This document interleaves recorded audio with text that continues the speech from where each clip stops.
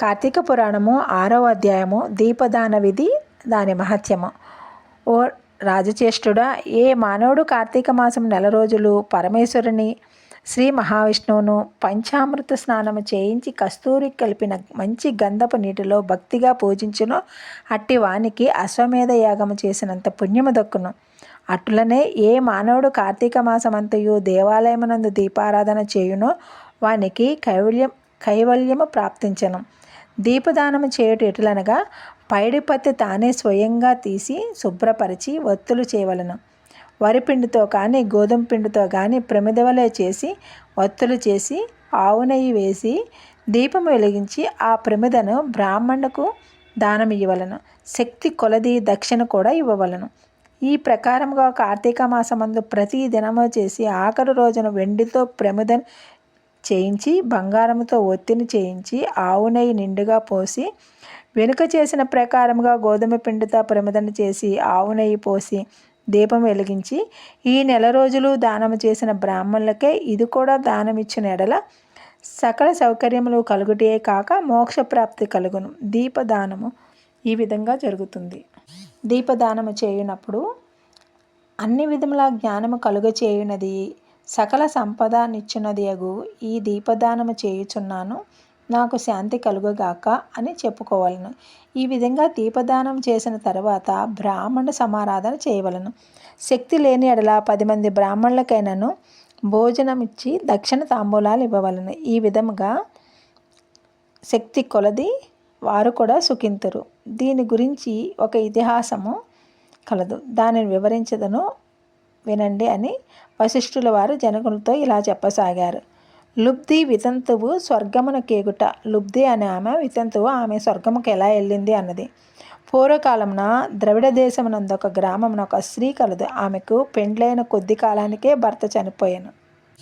ఆఖరికి బంధువులు కూడా లేరు. అందుచే ఆమె ఇతరుల ఇండ్లలో దాసి పని చేయుచు అక్కడనే భుజించుచు ఒకవేళ వారి సంతోషము కలది ఏమైనా వస్తువులు ఇచ్చిన ఎడల ఆ వస్తువులు ఇతరులకు హెచ్చు ధరలకు అమ్ముకొనుచు ఆ విధంగా తన వద్ద పోగైన సొమ్మును వడ్డీలకు ఇచ్చి మరింత డబ్బును కూడబెట్టుకొనుచు దొంగలు దొంగిలించి తీసుకువచ్చిన వస్తువులను తక్కువ ధరకు కొని ఇతరులకు ఎక్కువ ధరకు అమ్ముకొనుచు సొమ్ము కూడబెట్టుకొనుచుండేది. ఈ విధంగా కూడబెట్టిన ధనమును వడ్డీలకు ఇస్తూ శ్రీమంతులలో దాసీ పనులు చేస్తూ తన మాటలతో వారిని మంచి చేసుకొని జీవించుచుండెను. ఎంత సంపాదించిననేమి ఆమె ఒక దినము కూడా ఉపవాసం కానీ దేవుని ధ్యానించట కానీ ఏమీ చేసెరగదు. పైగా వ్రతము చేసేవారిని తీర్థయాత్రలకు వెళ్ళేవారిని చూసి అవహేళన చేసి ఏ ఒక్క భిక్షాకునికి పిడికెడు బియ్యం పెట్టక తాను తినక ధనమును కూడబెట్టుచుండేది.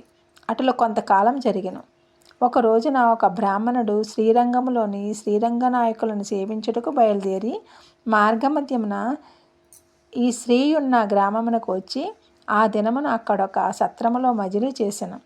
అతడు ఆ గ్రామంలోని మంచి చెడ్డలను తెలుసుకొని ఆ పిసినారి స్త్రీ సంగతి కూడా తెలుసుకొని ఆమె దగ్గరికి వెళ్ళి, అమ్మా, నా హితవచనములు ఆలకింపుము. నీకు కోపం వచ్చినా సరే నేను చెప్పుచున్న మాటలు ఆలకింపుము. మన శరీరము శాశ్వతము కాదు, నీటి బుడుగు వంటిది. ఏ క్షణములో మృత్యువు మనల్ని తీసుకొని పోవునో ఎవరూ చెప్పలేరు కదా. పంచభూతములు 7 ధాతువులతో నిర్మించబడిన ఈ శరీరములోని ప్రాణము జీవము పోగానే చర్మము మాంసము కుళ్ళి దుర్వాసన కొట్టి అసహ్యంగా తయారగును. అటువంటి ఈ శరీరాన్ని నీవు నిత్యమని భ్రమించుచున్నావు. ఇది అజ్ఞానముతో కూడిన దురాలోచన. తల్లి, నీవు బాగా ఆలోచించుకొనుము. అగ్ని చూసి మిడుత దానిని తినేద్దామని భ్రమించి దగ్గరికి వెళ్ళి భస్మైపోయింది కదా. అటులనే మానవుడు కూడా ఈ తనువు శాశ్వతముని నమ్మి అంధకారములో పడి నశించుచున్నాడు. కాన నా మాట ఆలకింపు. నీవు తినక ఇతరులకు పెట్టక అన్యాయంగా ఆర్జించిన ధనము ఇప్పటికైనా పేదలకు దాన ధర్మములు చేసి పుణ్యం సంపాదించుకో తల్లి. ప్రతి దినము శ్రీమన్నారాయణని స్మరించి వ్రతాధికములు చేసి మోక్షము పొందము. నీ పాప సంహారార్థము వచ్చే కార్తీక మాసము అంతయు ప్రాతకాలమున నదీ స్నానం ఆచరించి దాన ధర్మములు చేసి బ్రాహ్మణులకు భోజనం పెట్టించో వచ్చే జన్మలో నువ్వు పుణ్యవతివై సకల సౌభాగ్యములు పొందగలవని ఉపదేశించెను. ఆ వితంతురాలు బ్రాహ్మణుడు చెప్పిన మాటలకు తన్మయతురాలై మనసు మార్చుకొని నాటి నుండి దాన ధర్మములు చేయుచు కార్తీక మాస వ్రతం ఆచరించుటకు జన్మరాహిత్యమై మోక్షము నొందెను. కావున కార్తీక మాస వ్రతములో అంత మహత్యమున్నది. ఇట్లు స్కాంద పురాణ అంతర్గత వశిష్ఠ ప్రోక్త కార్తీక మహత్యమందలి 6వ అధ్యాయము 6వ రోజు పారాయణం సమాప్తం.